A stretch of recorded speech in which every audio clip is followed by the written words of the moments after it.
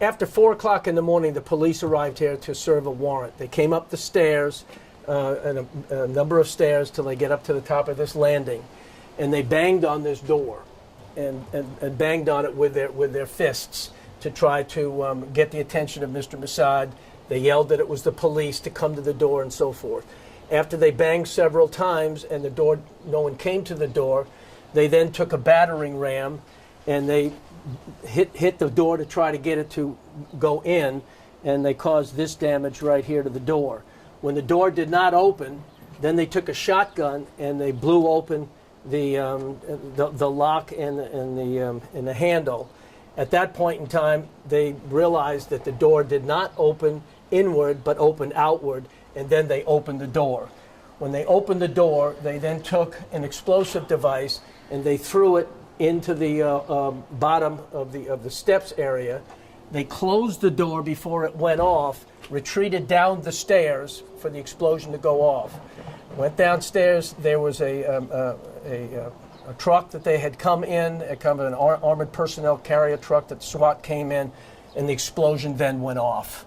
Once the explosion went off, they came back came back up those steps. They opened the door again, and according to their report, they saw Mr. Massad on his cell phone holding a firearm up at the top of the stairs. 911. Did they just stop? What's going on? Please, somebody come here. What's going on? We don't know anybody that's here. What is the sheriff's office really here?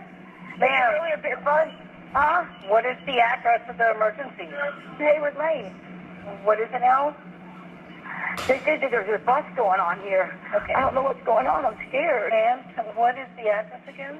Hayward Lane, the mayor's house. Hayward Lane. Again, it was after 4 o'clock in the morning. Mr. Massad and his girlfriend were in this bed, and they were sound asleep when they heard the explosion.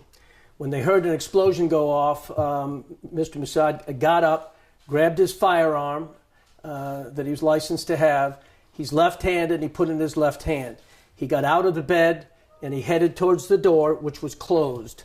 And according to the police, a shell was found right here where there's an orange dot.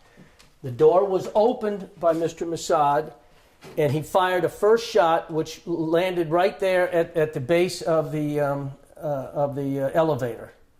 And with left hand, he shot. It hit the wall since it was a semi-automatic and dropped right here. He then took additional steps, and he fired one more shot into this wall, either up, we're not sure whether he hit up here or here. The police will be able to tell us that where they found the slug.